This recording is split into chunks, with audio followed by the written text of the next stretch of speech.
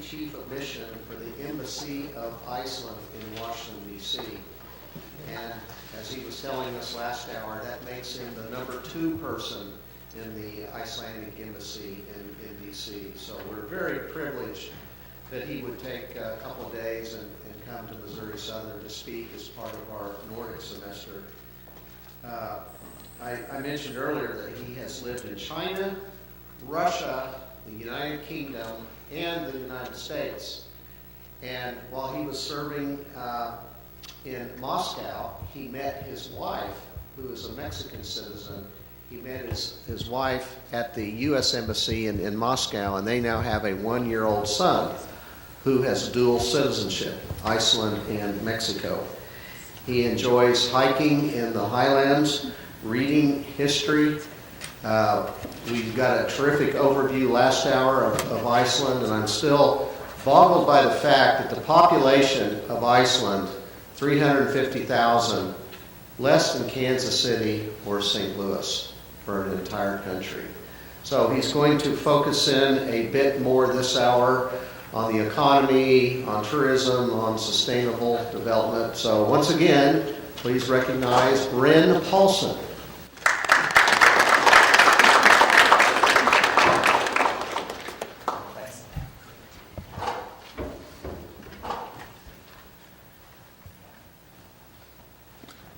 All right, can you hear me again? All right. So I would start this. Many of you were here. Some of you were here before. Some of you are new. But thank you for coming and listening. I would caveat this with one thing, that I'm not an expert on many of the issues that we're going to be discussing in this hour. I'm not an engineer or environmental engineer or anything like that. But of course, this is part of. I'm going to tell you a little bit about the economy and how Iceland has developed. In the previous hour, we mentioned that Iceland has the 4th largest GDP per capita in the world. We are quite wealthy. We're doing very well up there in the north, even though it is a harsh climate. Not as harsh as some people might think, but still it's not an easy place to live at sometimes. And for the better part of, for the 19th century and well into the 20th century, Iceland was among the poorest countries in Europe. So it has been a turnaround during the 20th century and a very quick development in the economy that has given us a good conditions for living in Iceland currently. But that is based on using what we have, and like everybody does, like you do here, like people do in various places around the world. And I'm going to just tell you a little bit what we have and how we use that.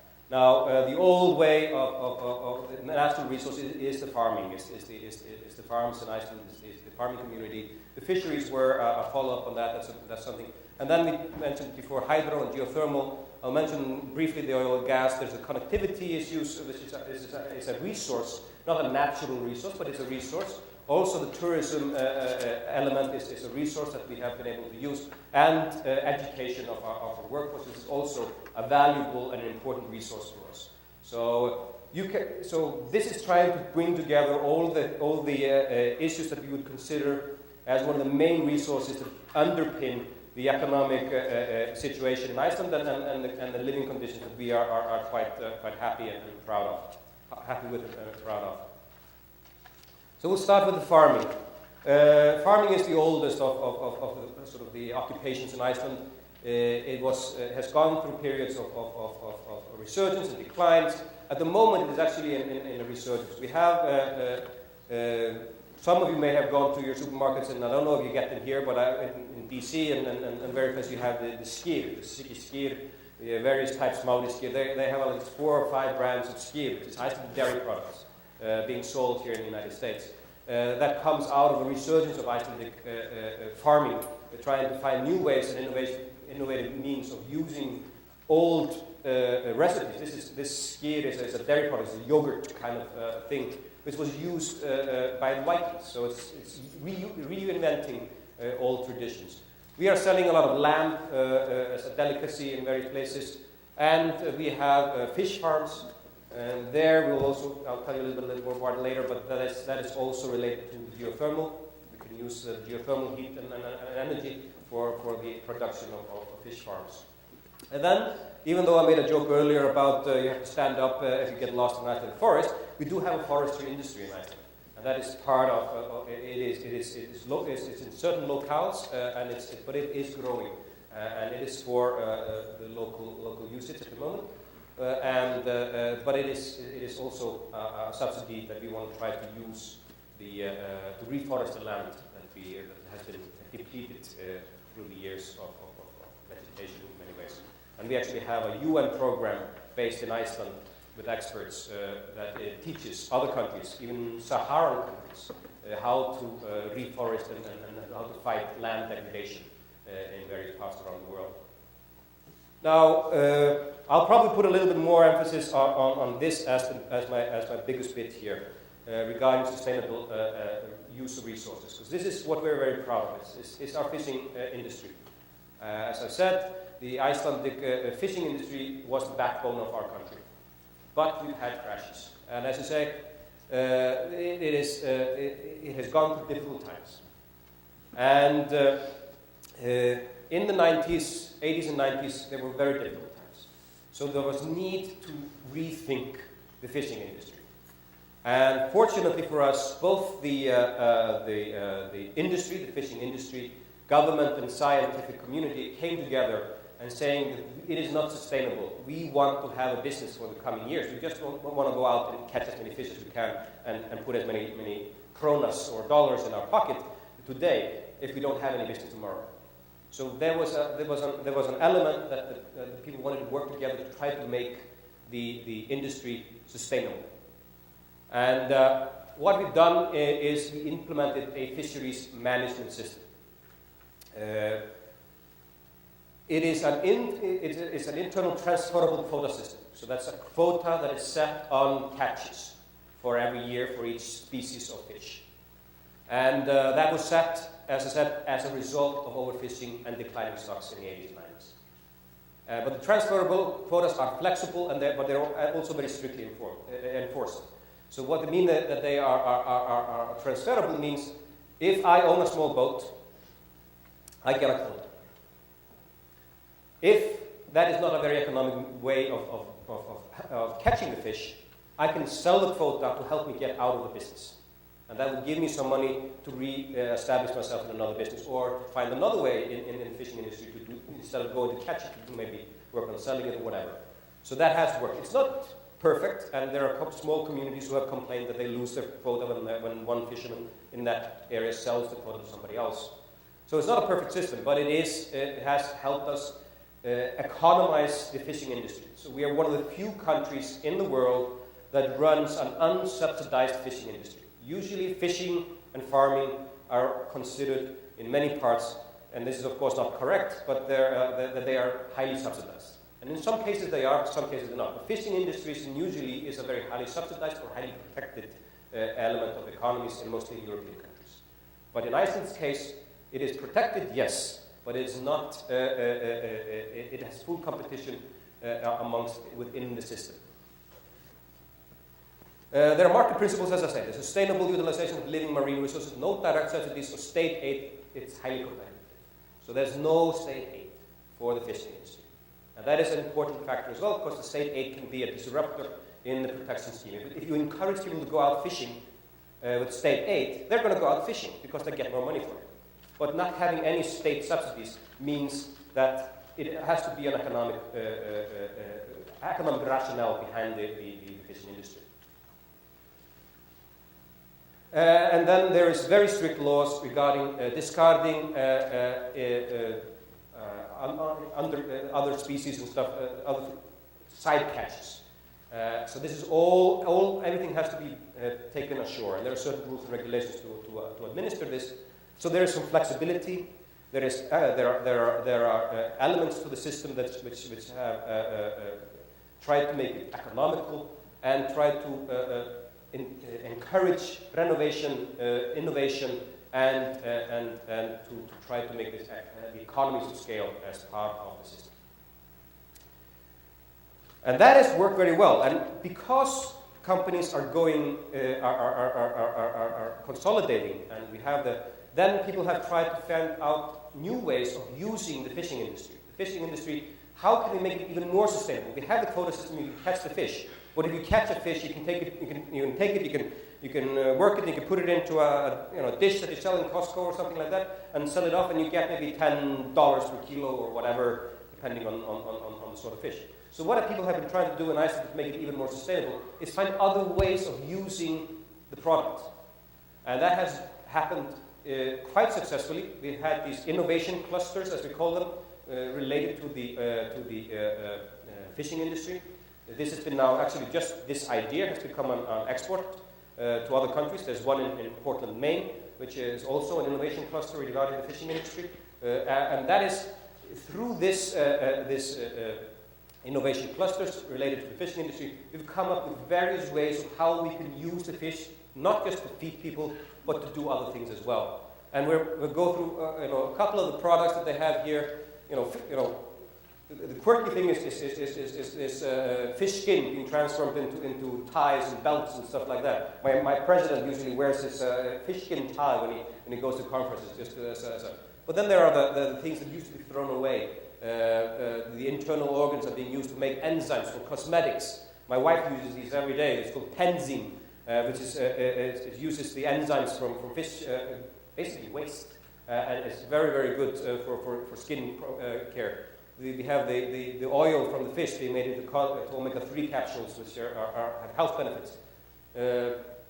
The fish skin medical device, I mentioned that a little bit before. That's a big company in Iceland now who works, who has a large office actually in Washington, D.C., and has a contract with your Defense Department regarding skin grafts for people who had injuries to the skin. Because if you have bad burn wounds, you have to either use human skin or pig skin, and which serves as transferable for all kinds of diseases. But fish doesn't transfer any diseases to man. So this skin is now being used in VA hospitals and by the Department of Defense for all kinds of products, for all these things, and around the world, of course. And that's using the skin of the fish that used to be thrown to the birds back in the day. But now the emphasis is on sustainability, is to try to use to get as much out of the product as you can. Not just a fillet of fish, $10, that's what we got out of it. But to use the whole fish and to try to find ways of innovation to try to make it even more sustainable. Now, oil and gas is a natural resource. It does exist in and around the country, mainly offshore. In the area, there's called Reykjavik, means dragon. It's part of it's the other side of the area that the Norwegians are already utilizing for their offshore oil and gas resources. At the moment, there are exploration licenses out for these. There is no production, and it probably, even if exploration goes well, there's still one company who wants to still continue, even though oil prices have to be at a certain level for offshore exploration to be profitable. So there are resources there, but one of the things in sustainability terms that we don't want to do this unless it benefits society. So there will be certain areas, certain legislations and rules regarding the utilization of the oil and gas reserves when they will be tapped in a way that will try to use the same methods as our friends in Norway regarding an investment fund. That money will not just be used and spent on willy-nilly. Yes, sir. Are you doing any exploration of Arctic ice sources for potential oil and gas? This area is partly above the Arctic Circle, yes. Okay, I mean even further. No, we are not. And we don't do it. We give out exploration licenses. So it's like California during the gold rush. You get a piece of land and you explore it yourself, and whatever you make out of it, then we will tax you and so forth. So, but this is still a far-off issue. So we are not an oil country yet. We have this national resource, but it's not being used. So I just want to mention that. Now we come to the big energy issue that we have, and I'll spend some time on and I'll put them together: the hydro and the geothermal. Iceland is the world's largest green energy producer per capita. We produce almost all our energy by using renewable sources of energy, mainly hydro and geothermal. And there are untapped potentials. We have 7,000 gigawatts of electricity being produced by the hydro power plants in Iceland, which is not huge, but it's huge for us, of course. And there are actually discussions, and have been for quite some years, of making power in Iceland and shipping it off by cables to Europe. That has been controversial, because Icelanders say, like, we are taking some of our land, which is something that we feel is very precious. We put up well, to begin with, we have a plan, an environmental plan of which areas of the country we can tap for power production, and which ones need to be protected for future generations. So there is already that framework. And then I say we have a limited amount of usable energy resources, and we want to use them to produce in Iceland. We don't want to send the raw material. We feel that's the same way as the fish. You're just taking the fish and sending it abroad for somebody else to make all the products we just mentioned out of it. Does not serve our economy and us very well, so we want to do it as much as we can in Iceland. So that's been a controversial idea. The geothermal is also a part of this. Like I said, in Iceland, it gets a little bit chilly. It's cold Iceland, so it gets a little bit chilly. So we need to heat our houses, but we heat them all with geothermal. Almost 90% of all the houses in Iceland are heated with geothermal. It's only very outlying small townships which are not close to geothermal hotspots that need other sources of heating, and that's usually with electricity, and that's then also produced by hydropower or geothermal. So there are, as I said, the potential is extra 30 terawatt hours in hydro and up to 20 terawatt hours in geothermal power potential, which is, as you can see, the 7,000 is being produced by hydro currently. So there's huge potential in the future there as well. And what do we do with the geothermal? We use it for heating the houses for everybody in Iceland, but we also use it for the outdoor swimming pools. So if you go to Iceland, you'll go to the outdoor swimming pools, which are all heated all year round.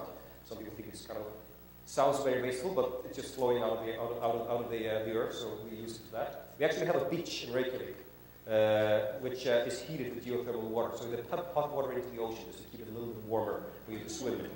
So yeah, most people would consider that very, very wasteful, but it is just water that is coming out of the ground. So that's how it is. We have a lot of the energy is used for greenhouses. So even though Iceland is not doesn't have a climate for growing a lot of things, we do it indoors with greenhouses. So a lot of the vegetable and fruit production in Iceland is actually done in greenhouses. Tomatoes, cucumbers, all these things are done in huge greenhouses. There's a beautiful one if you ever go to Iceland. It's a tomato farm, big greenhouse that serves soups and receive tourists there. And it's really, really interesting to see how, and you walk out from the wind and the rain and into these brightly lit and warm greenhouses where you produce all the food that you need. We have also mentioned the fish farm earlier. This is used for, the heated water is used for all kinds of fish farms, depending on the sorts of fish that you want to use. And then, of course, we'll come to that a little bit in a few moments, is the tourism industry. Geothermal is huge importance to us for the tourism industry, because people want to come and see the geysers and all those things. Here we just have a small chart of how we utilize it. As you see, the geothermal is mainly for space heating, but for swimming pools and fish farms, for snow melting, for some of it for industry, and then part of the greenhouses for the heat. And this is basically, merges both the hydro and the geothermal. 85% of our primary energy used comes from renewable sources.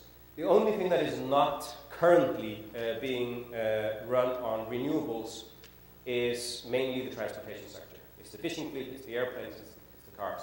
There is a big push now for electric cars, which is going ahead with the current government. They just decided that all ministerial cars, all the but you would have the SUVs here, the tinted windows, which we don't have in Iceland, but the equivalents in Iceland will all be electric from now on. So whenever they buy new government cars, they will all be electric. So that's moving that into that sector. The fishing industry is they're doing research with hydrogen energy for shipping fleets, but that has not not gone very quickly, as quickly as people had hoped. So all the electricity is made renewably. It's mainly through hydro, but also geothermal, and the space heating comes mainly from geothermal, and partly when the situation calls for it with electricity. And here you can see the comparison with Germany, Sweden, and Iceland, with the use of fossil fuels in Germany being almost 56%, and then the nuclear energy. We don't use any of those, we just use the renewables. And these are economically viable renewables. Of course, being able to use hydro and geothermal depends on what resources you have. You have to have the rivers, you have to have the geothermal potential to be able to use that. But for us, we are fortunate enough that we can utilize these elements and these resources for our own benefit and make it in a clean and renewable way. Another resource, which is not a natural resource, is connectivity. Iceland is, as some of you have seen, and you see in this map, this is North America, Greenland, Iceland, and Europe, UK over there. Iceland is in the middle. And this is a very important thing, and it relates, this is through the undersea cables, which go over the Atlantic, mainly for communications. So there's a lot of data farms building in Iceland at the moment. They also have the added benefit of having cheap energy to run them, and they have the added extra benefit of being in a climate that isn't too warm. So the energy needed to cool down the servers in the data farms is actually less than it would otherwise be the case. So the connectivity being in the middle is a huge benefit to Iceland. We are on the undersea wires, so we are already connected, and we're in the middle. And this, of course, is an element in the tourism industry as well, which we'll come to as well. So the connectivity and the location is an important resource for us, which we try to utilize for our own benefits. And here we come to the tourism. This is one of the rare pictures of a white sandy beach in Iceland. We have about 3 or 4 of those. Mostly they're black sandy beaches. But this is over Snæfellsnes. So Reykjavik is an international airport. Keflavik has become quite prominent of late. There are almost 100 destinations that you can fly to from Keflavik Airport, which sounds crazy. If you're talking about a country of 350,000, 220-something thousand living in the Reykjavik area close to that airport. But it's mainly through traffic. And that comes back to the connectivity issue. You use the resources that you have, and that's for us is the location. We're in the middle. So you have connectivity between North America and Europe. So we have about 30 destinations here in the US, Kansas City actually being one of them, a direct flight to Keflavik Airport, and a direct transfer onwards to anywhere in Europe, about 30-something destinations in Europe. So having this, and transfer time usually being between 45 minutes and 1.5 hours in Iceland. So twice a day, the planes meet and go in separate directions to Europe and Asia. 24 airlines, so it's not just Icelandic Airlines who are Icelandair, which is now the main carrier for Iceland, but we have Delta is flying, United is flying, Lufthansa, British Airways, EasyJet, number of airlines, and they all see the benefit of this. So the air traffic is not to bring tourists necessarily to Iceland. It's to bring travelers across the Atlantic. So that's the location is an important feature of that. Iceland is actually the 4th largest hub of flights from Europe into the United States. So you can think about Heathrow and maybe Charles de Gaulle in Frankfurt in Europe, but Iceland is the 4th largest hub flying travelers into the United States. Yes, sir. Given the potential for less ice in the Arctic, yes, moving forward, yes, I've heard that this could possibly translate into more shipping traffic. yes. Higher latitudes. Does Iceland respond to that in any way? That is a big case being made for that at the moment. Yes, it is a distant future, but there is possibilities of what they call the northern shipping route, which is from China above Russia and then into the Atlantic Ocean, and then you need somewhere in the North Atlantic Ocean to redistribute containers into Europe and North America. There are ideas in northeast of Iceland. I don't have a map, but there's ideas of northeast of Iceland. There's a place called Finnafjörður, which is northeast of Iceland, where there are Bremerhaven Port Authority, which is an 800-year-old German company that is now looking at building a large deep water container port in the northeast of Iceland. It's a rural area of Iceland, but that also comes back to the connectivity issue as in this respect. Yes. Yes. There's that company called WOW, W-O-W, that runs. Bremerhaven, Bolag, something like that. I'm not sure. Is there really much to that or not? They have these really cheap flights to Iceland. Oh, you mean for the air flights? Yeah. WOW Air, yes. Well, they just were just merged into Icelandair. Now they're going to be the low-cost part of Icelandair. So Icelandair is the old flag carrier, but WOW Air is going to be the budget. It's sort of like EasyJet or Southwest kind of. I thought they only had like 4 or 5 planes. No. They have probably close to 20 planes. Yes. Actually, I have a couple members of my family working for well, Iceland. Everybody knows everybody. So. As you can imagine. Yeah, no, but that's one of the airlines, but it's now part of the Icelandair group, or it's going to be. They're in the final phase of the merger. But back to the shipping. This is of course discussed in terms of strategy and more in the long-term issue for looking at how you transfer goods through. And you have to have, there are quite a few issues to be thought about there. It is, you have to be going through, well, some would say, Russians would say Russian waters, but most people would say the international waters, but there are a very long Russian coastline. You need infrastructure there for emergencies and so forth. There's also there's a new polar code, which is new regulations for shipping in the Arctic, which means that the ships have to have double hull. And there are other issues that make it more expensive actually to ship there, but that is made to make it more secure, so that we don't have shipwrecks and oil spills and so forth.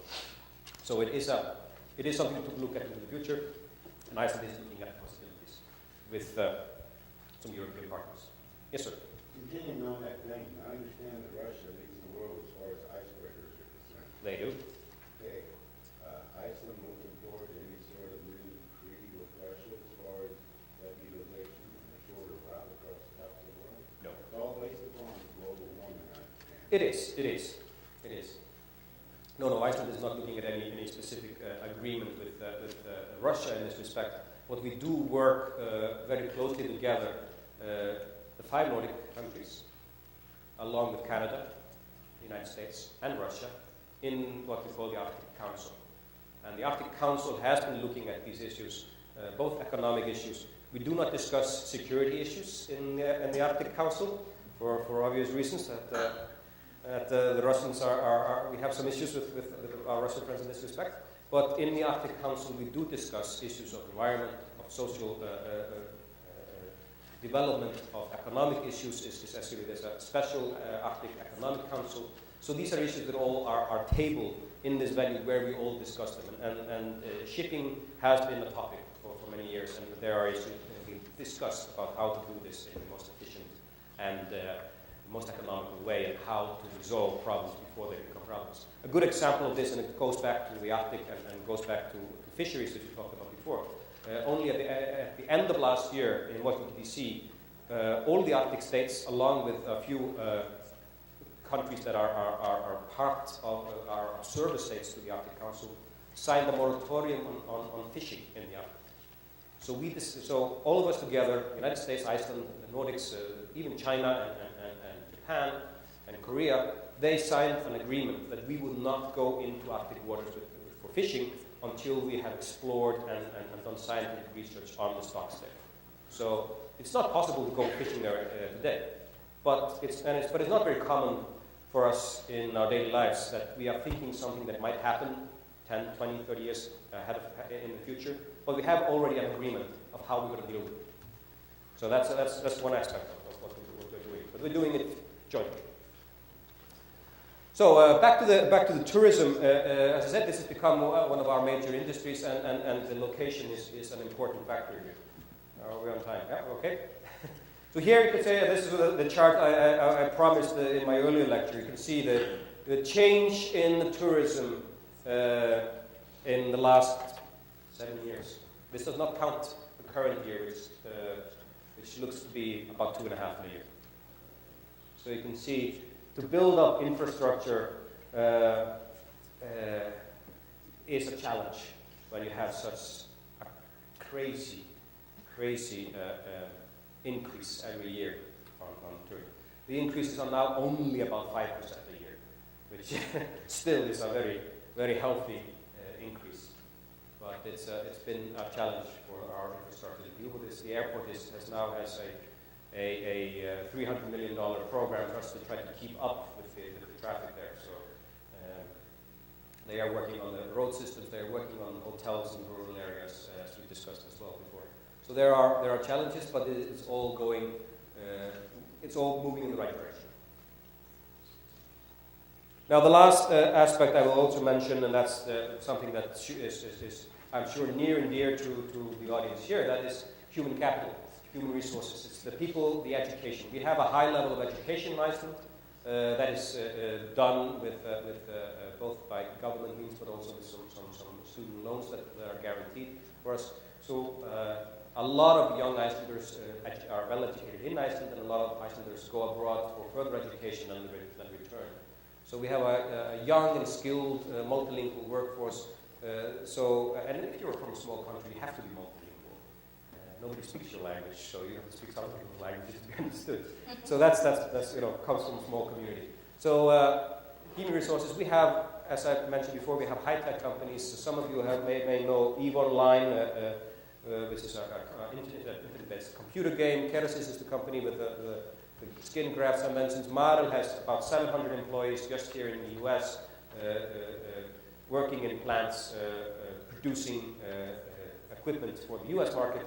They make designs in Iceland, they ship them here, and then the manufacturing is actually done here in the US. And same with Össur, they are a prosthetics company, mainly dealing with the health industry. So high-tech industries are a lot. Life sciences, a lot of that also relates to the having an educated workforce based on. So we have a lot of gene research. Some of you may have heard the jokes about the mobile apps in bars in Iceland that you're supposed to go and knock somebody else's phone and you'll see if you're related or not. That is a little bit of an exaggeration, but we do have being a small homogeneous society, we do have a company called Decode Genetics that does a lot of gene research in the medical field and has been doing very well in this respect. Plus a lot of medicine and also the issues that I mentioned before regarding the fishing industry, the blue economy, as we call it, blue biotech, using resources from the oceans for medical and technology.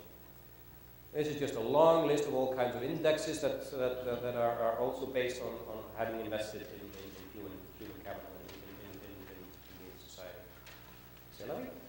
And again, I think we have just about 10 minutes for questions.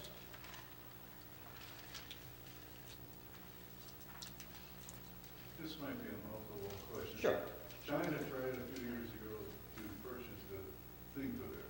Think of it. No, they tried to buy a place called Grimstad, which is in the northeast of Iceland, actually close to where we're talking about the port facility that I mentioned, in that general area. It was supposed to be, if the deal would have gone through, it was a gentleman called Lupo, if the deal had gone through, it would have been equivalent to 1% of the total land mass of the country. Maybe it was exaggerated reports. Yeah. Because Chinese billionaires could purchase a lot of Iceland. Yeah. If they were allowed to. If they're allowed to, but there are rules and regulations in this respect. And actually, we have billionaires from other countries. There's a Swiss gentleman who owns quite a lot of chunks of Iceland already, mainly salmon fishing rivers and so forth. Yes, sir. So I was teaching 10 to 12 years ago that Iceland had declared bankruptcy Yes. for its national company. How did this resurrection occur? What did the government do? What did it recruit do? How did it get this coordinated so Iceland's back so far on top of this point? Well, the country did not declare bankruptcy as such, but there was a large fiscal crisis and banking crisis that we had to deal with. What happened was, as I mentioned earlier, that the interbanking loan system collapsed after the Lehman Brothers bankruptcy, and the Icelandic banks were particularly badly hit. The Icelandic government was not in a position to save those banks, as sometimes happens, that taxpayers' money is just used to save the banks. that was not just even a possibility for the Icelandic government to do that because of the size of the banking system, which was international, not just domestic. So what happened was that the government of the day who had to deal with the situation, plus the following governments who came afterwards, had to try to deal with the situation. And what they did, they had emergency laws which guaranteed the deposits in the banks. So people didn't lose all their savings, even if the bank collapsed. But the people who loaned money to the banks and people who had invested in the banks, they were the ones who lost the money. So those who had taken a calculated decision to either invest in a bank or had lent money to the bank, they were the ones that were first in line to lose. The first ones to be safe were the depositors. This was the first element. The second element was also that we did not assume the debts of banks. Sometimes governments do that, they assume the debts of the banks and just make it a national debt instead of a private one. The attitude in Iceland was very much, these are private companies. The government did not own these banks. They were not being run by the public for the public good. They were run as you run General Motors or General Electric or Apple or whatever. These were people who were trying to make profit who were invested in banks. So there was no obligation on the government except to save these institutions, except that we needed to have a banking system in the country, of course. So there were steps made by the central bank and the government to secure a banking sector. They took elements out of the collapsed banks and re-established new banks with government help. But the old banks were there. They got actually stocks and loans from into the old banks, from the new banks, which was then part of what could be then distributed amongst those who had demands on the collapsed banks.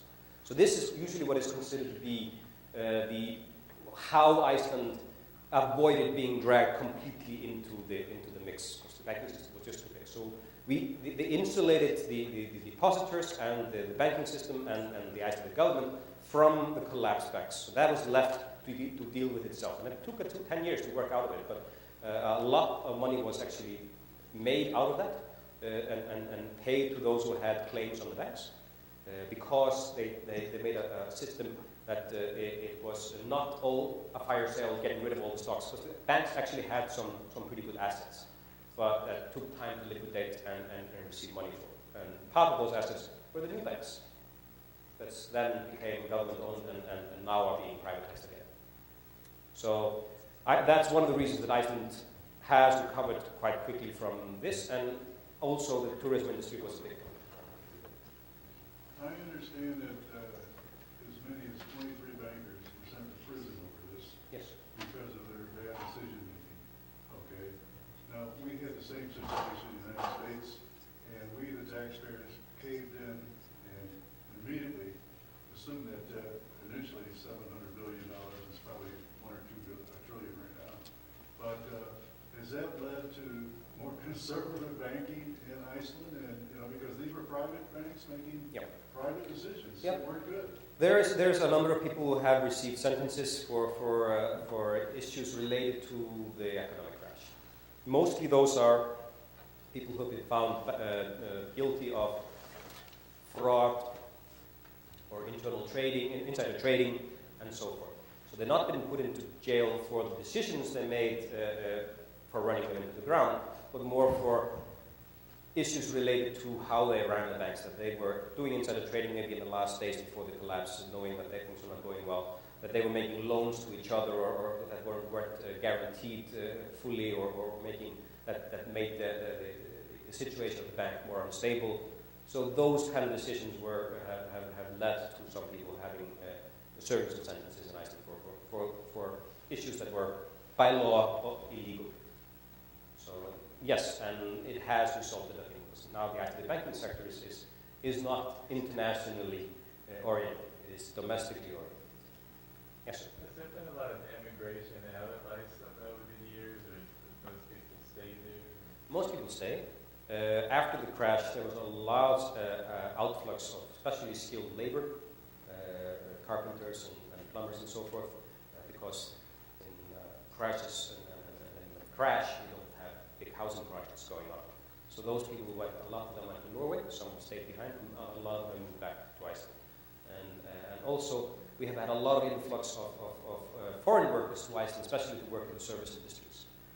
And they come mainly from the Baltic states, from Lithuania, Estonia, Latvia, Poland, and have assimilated very well with the community in Iceland and are mostly doing very well there. So, but that has been possible through what I also referred to earlier was the European Economic Area. We are integrated into the EU common market, even though we're not part of the EU. So that has helped us sort of help with these fluctuations. We can welcome workers to help us when we are in shortage of people to work. Unemployment in Iceland is less than 3%. Yes, sir.